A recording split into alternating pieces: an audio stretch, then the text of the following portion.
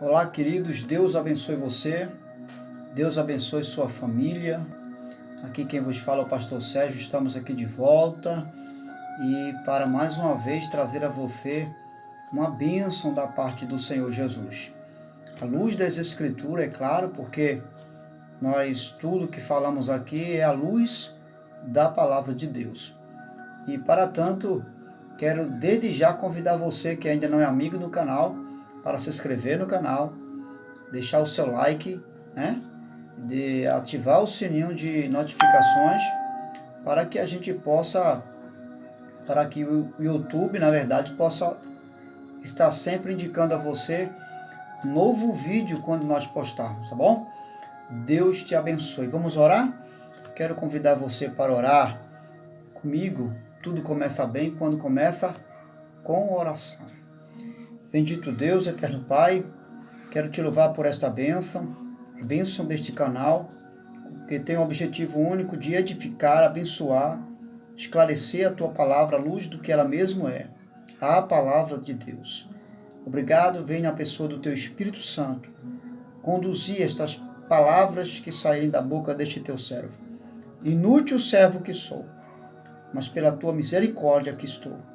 Ajuda-me, Senhor, e abençoa o Teu povo, em nome de Jesus. Você pode dizer amém? Graças a Deus. Muito bem, quero convidar você para abrir sua Bíblia em Atos dos Apóstolos, capítulo 2, vamos ler o versículo 37, que diz a seguinte expressão: Quando ouviram isto, ficaram aflitos em seu coração. Perguntaram a Pedro, aos outros apóstolos: Irmãos, que faremos? Pedro respondeu: Arrependam-se e cada um de vocês seja batizado em nome de Jesus Cristo para perdão dos pecados, e receberão o dom do Espírito Santo, pois a promessa é para vocês e para vossos filhos e para todos os que estão longe, para todos quanto o Senhor nosso Deus chamar. Com muitas outras palavras, os advertia e insistia com eles: salvem-se dessa geração corrompida. Os que aceitaram a mensagem foram batizados. Naquele dia houve um acréscimo de cerca de 3.000 almas. Eles se dedicavam ao ensino dos apóstolos, à comunhão, ao partir do pão e às orações. Todos estavam cheios do temor, muitas maravilhas e sinais eram feitos pelos apóstolos. Os que criam mantinham unidos e tinham tudo em comum. Vendiam suas propriedades, bens, distribuíam a cada um conforme suas necessidades. Todos os dias continuavam a reunir-se no pátio do templo, partindo pão em suas casas. Juntos participavam das refeições com alegria e sinceridade de coração, louvando a Deus, tendo a simpatia de todo o povo, e o Senhor lhes acrescentava diariamente os que iam sendo salvos. Você pode dizer amém? Graças a Deus. Eu quero intitular essa reflexão com a seguinte pergunta: por que devo congregar? Essa pergunta ela é muito importante para os dias de hoje. Por que eu devo congregar? Haja vista termos pessoas que tentam se justificar em não congregar, em não participar de uma igreja, de não participar de um grupo, de uma comunidade que é a igreja reunida, em um templo que nós costumamos chamar de edifício. Muito bem, essa é a pergunta que estamos tratando, e à luz da história da igreja, porque a história da igreja vai nos esclarecer alguns pressupostos que estaremos pontuando e trazendo, esclarecendo a você por que algumas pessoas não querem congregar, porque elas não querem fazer parte de uma congregação, frequentar uma igreja, como assim costumamos dizer. Qual o motivo? Qual a razão de tudo isso? Existem algumas razões que alguns acusam e têm como justificação de não congregar o fato de algumas pessoas arrogarem a igreja como um meio de comércio, né? Algumas pessoas acham que a igreja é um meio de vida. Ah, eu não vou participar dali porque é meio de vida. É uma forma das pessoas ganhar dinheiro. E na verdade não é nada disso. Na verdade, a igreja ela não é meio de vida. Até porque nós não somos uma comunidade corrompida. Não, pelo contrário. Nós saímos do mundo. Nós fomos chamados para fora. A eclésia, a expressão eclésia significa chamados para fora. E nós não vivemos essa corrupção mundana. A igreja é uma comunidade pura. A igreja ela é uma comunidade de Cristo. É uma comunidade liberta pelo sangue de Jesus. Ela não traz consigo essa identidade, essa característica mundana, não é? De se aproveitar das pessoas, nada disso. E esse é um motivo, porque muitos arrogam a igreja um meio de vida. O outro motivo é que acham que a igreja ela tira proveito pelo fato de ser uma instituição, tira proveito das pessoas.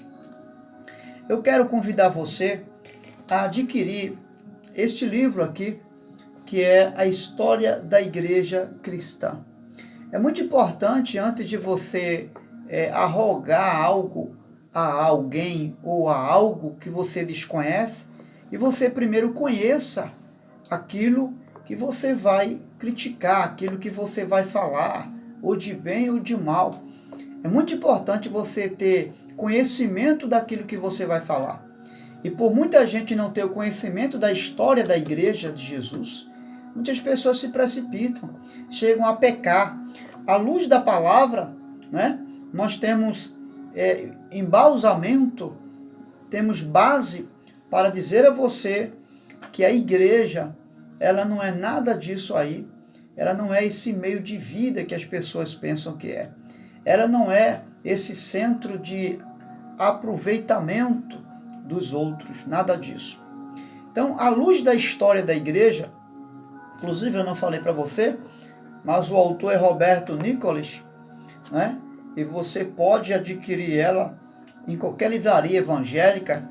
É a História da Igreja Cristã. Muito preciso e traz esclarecimentos verdadeiros a respeito da história da igreja. À luz da Bíblia, diante do texto esclarecedor que nós lemos aqui, você vai entender que não é nada disso. Mas como eu disse, segundo a história da igreja, até o 3º século a igreja se reunia em casas. Quando a igreja iniciou como igreja a tomar como pressuposto a leitura que lemos, após a pregação do apóstolo Pedro, a igreja deu início aqui, nesse pontapé inicial. Digo isso em relação a todos os princípios que estabelece a formação da igreja. Você vai observar que, à luz do texto, quando as pessoas ouviram, elas creram, depois que creram, foram batizadas, depois que foram batizadas, elas não foram para casa, elas se reuniram como igreja. Que igreja é a reunião de pessoas que professam a mesma fé, a mesma crença no mesmo Deus. E foi exatamente isso que aconteceu. Ali a igreja, ela se revela de forma característica, não é? Então, a princípio, para a gente entender, segundo a história da igreja, desde esse fato ocorrido, a igreja, ela não tinha templos. A igreja se reunia em casas e não havia nenhuma estrutura para suportar toda aquela multidão, porque o texto que nós lemos vai dizer que mais de 3.000 almas se converteram. Imagine você, como pegar todo esse povo e se reunir numa só casa, né? Então as casas, no mínimo, caberiam 50 a 100 pessoas. uma concentração de pessoas numa casa não teria como suportar todo esse número de pessoas aqui. Mas a história vai nos ensinar que até o 3º século, 300 anos, eles viveram cultuando em casas. Não havia templos como os dias de hoje. Mas a partir do 4º século, a história vai nos ensinar que Constantino decidiu tornar a religião cristã oficial daquele período, daquela época lá. E isso foi editado e passou então, após esse edito de Constantino, passou então a construir igrejas, construir templos como os dias de hoje. Por quê? Para suportar a multidão. E esses templos, é claro, eles eram sendo construídos com uma estrutura de forma que pudesse receber a membresia da igreja. Que tipo de estrutura era essa? A estrutura estava ligada a uma boa recepção, a um espaço largo para receber mais de 1000 pessoas, né? Essa estrutura tinha consigo lugares para as pessoas fazerem suas necessidades, tinha departamentos, quartos, salas para atendimento das pessoas com necessidades sociais, né? Porque a igreja passou a trabalhar com a área social, era uma das características da igreja. E elas precisavam ter esses locais. Tinham locais para confissão de pecados, as pessoas que estavam cometendo erros, porque essas pessoas que se convertiam, elas não se tornavam perfeitas, eram pessoas pecadoras, mas que queriam entrar nos céus, pessoas que queriam se consertar. E volta e meia, elas estavam ali falhando e precisavam se confessar. Então tinha uma estrutura, havia líderes para cuidar da igreja. E é claro que para a igreja ser cuidada, ela precisava de uma liderança. A igreja precisava de uma liderança forte. A igreja precisava de alguém que tivesse disponibilidade para cuidar dela. Então o que foi que aconteceu? Foi necessário suprir a necessidade daquele líder que estava dando 24 horas para administrar, para trabalhar na área da administração da igreja, para cuidar da igreja, para pastorear aquela multidão. Então foi necessário que algumas pessoas seletas fossem regularmente abençoadas nessa área financeira. E outra coisa, as pessoas houve necessidade de investir conhecimento teológico, porque naquela época já havia alguns gregos convertidos ao judaísmo e ao cristianismo propriamente dito. E eram gregos que tinham um conceito de filosofia de alto nível, teológico, filosófico, e que agora a igreja iria precisar também galgar esses caminhos, o caminho do conhecimento. E era necessário então investir em alguns obreiros, alguns líderes da igreja, investir no que diz respeito ao conhecimento, para que a igreja pudesse crescer na graça, como disse o apóstolo Pedro, e no conhecimento do Senhor Jesus. Então você veja que a partir daí surgiu então a instituição. E o que é uma instituição? A instituição é uma agência específica onde se trata de um governo cujo governo traz para essa comunidade uma estrutura para ser bem recebida, acolhida naquele lugar. No que diz respeito à igreja, à eclésia, então podemos chamar de uma instituição eclesiástica constituída com o objetivo de dar à igreja uma estrutura para que possam crescer na graça e no conhecimento do Senhor Jesus, para que pudessem ali adorar, comungar e viver em comunidade como uma igreja. Igreja essa que foi instituída não por Constantino, melhor dizendo, mas pelo Senhor Jesus. Constantino apenas deu o pontapé inicial de organização de uma instituição para a igreja. É bom deixar claro que a igreja não é uma. A igreja, ela não depende de uma instituição. Ela é igreja independente de estar ou de ter uma instituição ou não. Ela é igreja porque ela é membro do corpo de Cristo. Ou seja, toda vez que se reúne os cristãos que professam a fé em Cristo, ali está a igreja, seja em um edifício com estrutura para dar sustentação a ela, ou seja, embaixo de uma árvore, embaixo de qualquer outro lugar, em uma casa.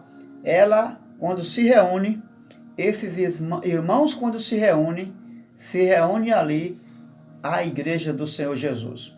Então, é importante que você entenda esse pressuposto para que você não possa fazer um julgamento errado sobre a igreja de Jesus. Então, é aí onde as pessoas elas se confundem, né? E dizem que a igreja é meio de comércio, e não é nada disso. A igreja tem as suas coletas de oferta, elas ensinam à luz da Bíblia o dízimo, porque o dízimo não tem nada a ver com algo do Novo Testamento, é algo que já vem lá do Antigo Testamento, desde Abraão, e algo ordenado por Deus. O dízimo não foi inventado pelos pastores da nova era, pela igreja reformada, não foi invenção das igrejas neopentecostais, nada disso. O dízimo e a oferta é algo tanto do Antigo Testamento como do Novo Testamento, e foi instituído por Deus, foi estabelecido por Deus. Há um outro motivo pelo qual alguns não congregam, não querem fazer parte dessa igreja ou estar juntos à igreja. Um outro motivo é o fato da mídia contribuir para alguns estarem em casa. Você sabe que hoje muitas coisas contribuem e facilitam a vida da gente. Mas no que diz respeito a culto, hoje na televisão, no YouTube, nas redes sociais, você pode cultuar a Deus em casa, obviamente. Você não só adora a Deus lá no templo, não, você adora a Deus em casa. Só que isso não pode ser uma barreira, você se justificar que está cultuando a Deus em casa através de um culto na televisão, e isso bloquear você de ir à igreja, de se reunir à igreja. Porque alguns arrogam ser igreja individual. Tem gente que diz, eu sou igreja, eu não preciso ir para o templo para ser igreja, porque eu sou igreja. E isso é uma equivocação, você está equivocado, porque a Bíblia diz que eu sou membro do corpo de Cristo. E eu só faço parte, eu só passo a ser igreja quando eu me reúno com o corpo de Cristo. Eu sozinho, eu posso dizer que eu sou membro do corpo de Cristo, mas não a igreja individual. A expressão chamados para fora está no plural. A Bíblia não vai falar da igreja no singular, não. Toda vez que as Escrituras vai falar de igreja, ela vai colocar igreja no plural. Igreja, comunidade, corpo místico do Senhor Jesus. Então, no mínimo, você sozinho, você não é igreja, você é membro do corpo de Cristo. E aí, dentro desse princípio, eu quero lhe fazer uma pergunta. Você já viu algum membro do corpo fora, algum membro do corpo passar a ter vida fora do corpo? Se você arrancar um dedo, deixar ele fora do corpo, o que vai acontecer daqui a alguns momentos? A primeira instância, o membro vai ficar roxo, não é? Aquele membro, seja um dedo, seja uma perna, um braço, vai ficar roxo. Por quê? Porque nele não vai estar mais ocorrendo a corrente sanguínea, vai parar, não é verdade? Depois de alguns outros momentos, depois que fica roxo, começa a entrar em decomposição, começa a inchar, né? E depois da inchação, começa agora a ser decomposto. A parte de dentro começa a ser decomposto. Depois, a parte de fora. Daqui a pouco, aquele membro só existe o osso que estava nele. E não existe mais. Por quê? Porque ele estava fora do corpo. Resumindo, fora do corpo, você não tem vida, membro. Fora do corpo, não existe vida espiritual para você. E isso significa dizer que fora do corpo de Cristo, que é a igreja reunida, você está fadado a não ter vida com Deus. Você está fadado a viver uma vida sem Cristo, a viver uma vida sedenta da graça de Deus.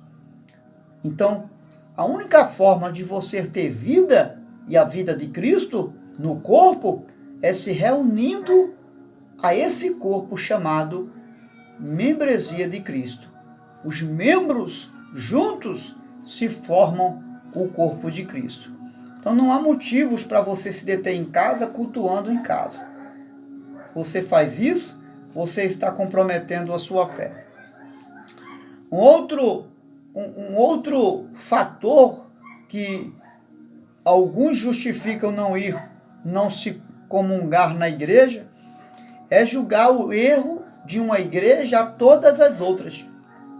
Porque alguns pastores pregam o que não vive, porque algumas igrejas ensinam heresia, está contrariando a palavra de Deus, não significa que todas as outras são iguais. Você não pode fazer um julgamento de um erro com todas as outras. Você não pode dizer que por causa de uma laranja podre as outras não servem. Não é assim que funciona. Esse conceito está totalmente equivocado. Esse conceito não é o conceito que a Bíblia nos ensina. Então, a instituição, ela simplesmente foi criada, essa estrutura da instituição da igreja foi criada para dar suporte à igreja de Cristo. Então ela é um suporte para a igreja de Cristo, tá certo? A instituição torna-se errada quando ela visa um fim em si mesmo. Quando essa igreja, ela torna-se uma instituição, ela passa a olhar simplesmente para si mesma, não para os interesses e necessidades da igreja, mas para os interesses e necessidades da instituição simplesmente, então ela comete um erro aí. Mas o único erro é este, é de não olhar para a necessidade da igreja, porque a estrutura da igreja, a instituição, ela não é criada para completar necessidades de ninguém. Não, senhor. Não é para encher bolso de pastor nenhum. Não é para elevar ninguém a uma posição maior do que os outros membros. Não. Não é para humilhar os outros. Não é para se destacar como um templo grande. Agora eu tenho uma catedral. Nós temos a catedral. Não, senhor. A instituição não pode visar nenhum tipo de altivez, para se amostrar, para dizer que pode. Não. A instituição, ela tem como base auxiliar, servir a igreja do Senhor Jesus, que está ali recebendo o suporte dessa instituição. Então, fui claro, né? Eu espero que você tenha entendido. Então, Atos do capítulo 2, versículo 37 ao 47, você vai entender ali o que é uma igreja e o que é uma igreja local. Você vai observar que após eles terem ouvido a mensagem, creram e foram batizados. Você vai observar, eles creram e foram batizados. Mas eles não foram para casa. Você, ao lendo o texto, eles não foram para casa. O texto diz que eles se reuniram, eles se juntaram e foram comungar. Eles se agruparam, se reuniram e não se isolaram. Não foi cada um para um lado, não, senhor. Eles se reuniram como igreja. Estava ali a igreja de Jesus sendo inaugurada após o sermão do apóstolo Pedro. E você vai ver que Jesus dá ênfase à igreja, trazendo como característica esse ajuntamento de pessoas. Quando Jesus ele vai falar com Pedro, olha Pedro, tu és Pedro, quem te revelou não foi a carne e o sangue, mas meu Pai que está nos céus. Tu és Pedro, e sobre essa pedra edificarei a minha igreja. Veja, quando ele fala edificarei minha igreja, ele está falando de duas coisas. Ele está falando de uma estrutura, né? Ou seja, de um local para ajuntar a igreja. E ele está falando dessa comunidade que é chamada igreja. E você veja que quando se fala de estrutura, não tem como não falar de uma instituição. Porque uma instituição é exatamente isso. É uma forma de estrutura que se dá para servir uma comunidade. Seja ela uma comunidade secular ou específica como uma eclésia, como uma igreja. Ok? Então, Jesus vai falar sobre isso. E você vai ver que quando Jesus ele despede os discípulos que está indo para o Pai e ele dá a ordem da evangelização. Ele dá ordem dizendo, façam discípulos, e aqueles que creem sejam batizados, vão, ensinem, e todos os dias vocês estejam ensinando. Veja, qual é o princípio aqui? Jesus vai nos dar 4 princípios, e vai falar sobre o ajuntamento da igreja. Ele vai dizer, primeiro, que essas pessoas tinham que estar juntas. Ele diz, façam discípulos. Discípulos são seguidores. Discípulos está no plural. Ele está dizendo, façam discípulos. Façam pessoas, leve a mensagem de sorte que possam fazer pessoas como vocês. Discípulos. Segundo, ele vai dizer que esses discípulos sejam batizados. O que é o batismo? O batismo não é algo que acontece com alguém isolado, sozinho, não. Pelo contrário, o batismo é uma confissão de fé pública, onde ali você está confessando sua fé no meio de mais de uma pessoa. E o batismo não é algo que acontece só com você sozinho, não. Alguém tem que batizar você. Você será batizado por alguém. Depois Jesus vai dizer que esses que forem batizados agora devem ser ensinados. Depois que esses forem ensinados, eles devem agora ser disciplinados. Ou seja, se for preciso, devem ser corrigidos. E eu lhe pergunto, como deve ser feito tudo isso, se não reunindo essas pessoas? Como ensinar se não reunir? Como batizar pessoas se não forem num agrupamento de pessoas? Como fazer discípulos se não essas pessoas se reunirem para ouvir a mensagem do Evangelho? Porque quem gera discípulos é a mensagem do Evangelho. Então, está claro agora que você, igreja, precisa estar reunida com outros irmãos para identificar-se como igreja. Para que você tenha identidade de igreja, você precisa estar agrupado aos irmãos. E aí você vai ver que existe a necessidade de nós estarmos reunidos como uma comunidade cristã. Não existe igreja de forma isolada. Não.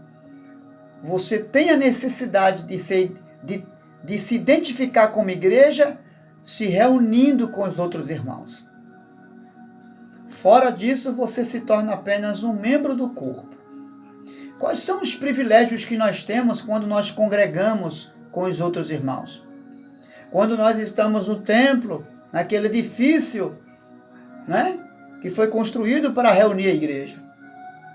O primeiro privilégio é que os discípulos vão ter o privilégio de receber dos apóstolos a sã doutrina do Evangelho. Eles recebiam a sã doutrina. E esse era o dever dos líderes, dos apóstolos de Jesus. Ensinar a sã doutrina. Veja que privilégio. Receber a sã doutrina de homens que andaram com Jesus. Que ouviram e viram dos lábios santos de Jesus a mensagem da salvação. A sã doutrina, o ensinamento genuíno do Evangelho. Veja que privilégio você e eu temos quando nos reunimos à igreja.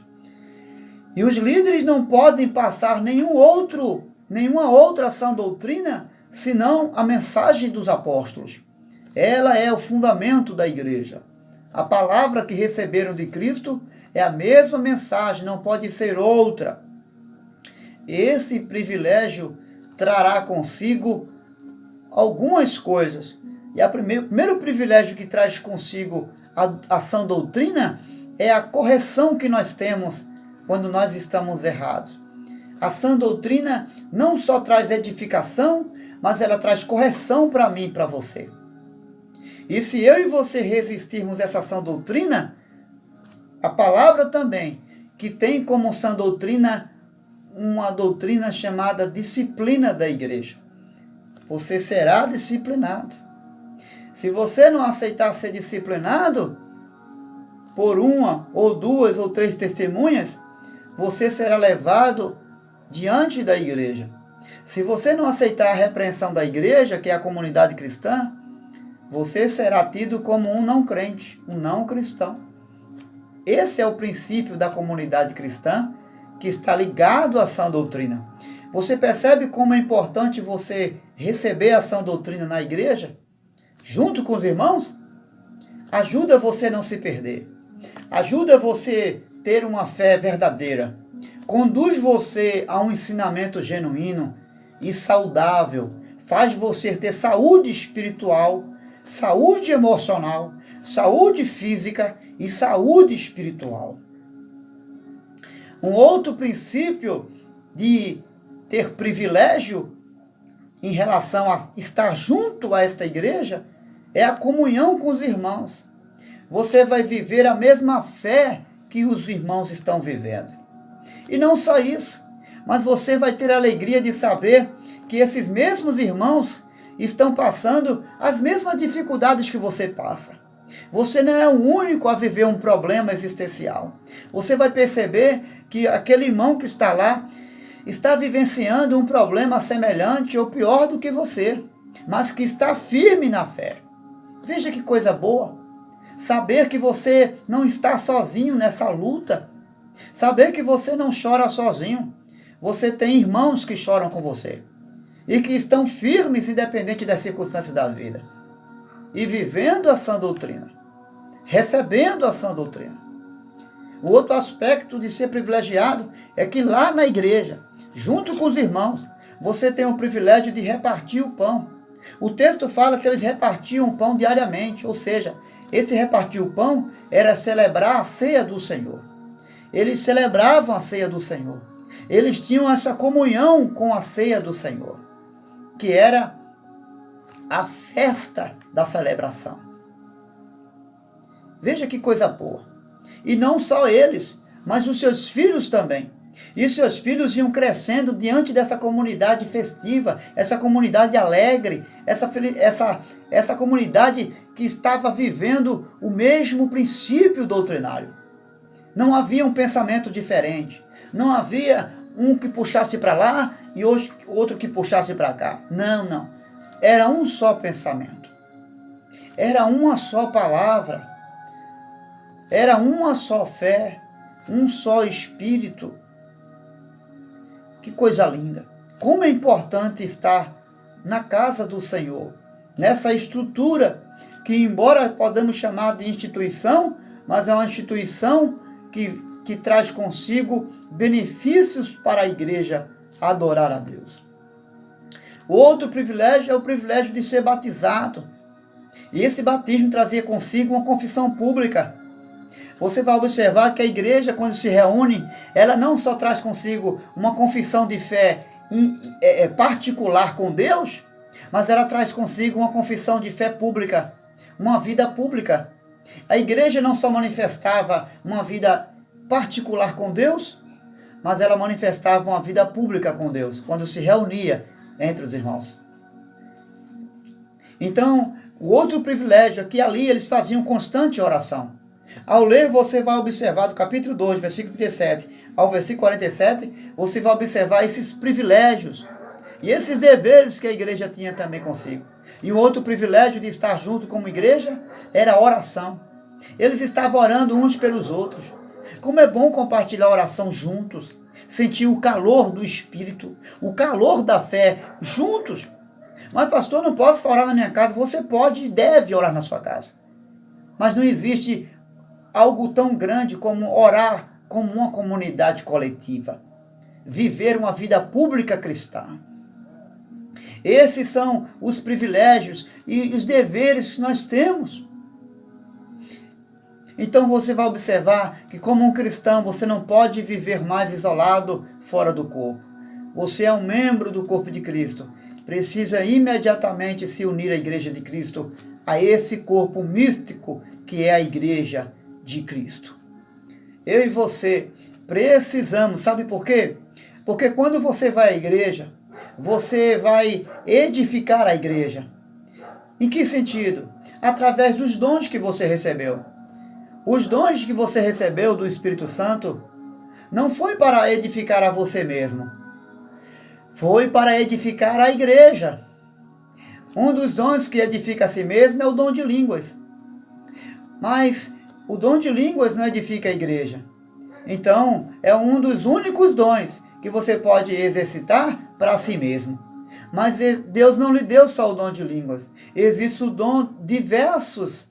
E esses diversos dons, no capítulo 12 de 1 Coríntios, que vai falar sobre diversidade de dons, vai falar que esses dons foram dados pelo Espírito Santo a nós, a igreja, para ajudar a igreja. E cada um tem uma função diferente, para fazer a igreja crescer no todo. Não foi para fazer um braço crescer sozinho. Não foi para fazer uma perna crescer. Não foi para fazer um membro individual crescer, não. Foi para que o corpo de Cristo crescesse juntos. À medida que um membro crescesse, todos os demais fossem crescendo. De forma mútua e não particular. Então você observa que os dons que Deus lhe deu não foi simplesmente para edificar você. Foi para edificar o corpo de Cristo. Então, se você não está indo à igreja, corra agora mesmo. Mude esse conceito e passe agora a se unir ao corpo de Cristo. E edifique o corpo de Cristo. Abençoe aquele irmão com a palavra. Abençoe aquele irmão, aquele corpo do membro de Cristo, do qual você faz parte, com um conselho, com o seu testemunho, com as vitórias que Deus lhe deu. Isso tudo faz o corpo de Cristo crescer. Esse é o princípio da igreja. Essa é a razão pela qual eu e você não podemos viver fora do corpo. Fora do corpo, você não é igreja, a não ser apenas um membro do corpo. Fora do corpo, você não tem vida do corpo. Fora do corpo, você é apenas um membro sem vida. Mas receba a vida a partir de agora, voltando-se ao corpo, unindo-se ao corpo de Cristo e sendo esse membro edificador, sendo esse membro cuidador do corpo. Assim como minhas mãos ajudam-me a lavar o corpo, assim como os meus olhos ajudam a conduzir o meu corpo, assim como a minha língua ajuda-me a me comunicar com o corpo, assim como o meu nariz, ele me ajuda a sentir o cheiro para beneficiar o próprio corpo. Assim como todos os outros membros exercem a sua função indistintamente, mas de forma mútua para ajudar o corpo. Observe que a função dos membros não é na particularidade. A função dos membros está totalmente conduzidas, são levadas a ajudar o corpo. O objetivo é ajudar o corpo. Então, se você é um membro do corpo de Cristo, está na hora de você ajudar o corpo de Cristo. Caso contrário, você não terá vida no corpo de Cristo. Mas eu sei que você é um ser inteligente. E a partir de hoje, você vai passar a ser assíduo nos cultos da igreja. Você vai passar a absorver e aproveitar os meios da graça de Cristo, que Ele na cruz transferiu para mim e para você. Quais são os meios da graça? Os meios da graça é unir-se ao corpo de Cristo, é estar na casa de oração, é viver uma vida de oração comunitária, não apenas no particular, dentro do seu quarto, mas de uma forma coletiva. O meio da graça é comunhão com a igreja, é estar entre os irmãos. O meio da graça é compartilhar a sua alegria e a sua dor no meio da igreja. Este é o meio da graça. Aceite os meios da graça. E eu tenho certeza que a sua vida não vai ser mais a mesma. Deus te abençoe e te faça um membro abençoador do corpo de Cristo. Grande abraço. Deus te abençoe. Se essa palavra serviu para você e abençoou sua vida, compartilhe com outros e deixe Deus usar você. Deus te abençoe em nome do Senhor Jesus.